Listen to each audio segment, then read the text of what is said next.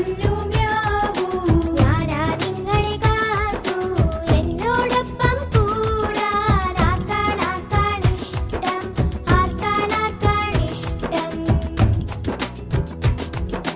ആര് പറഞ്ഞു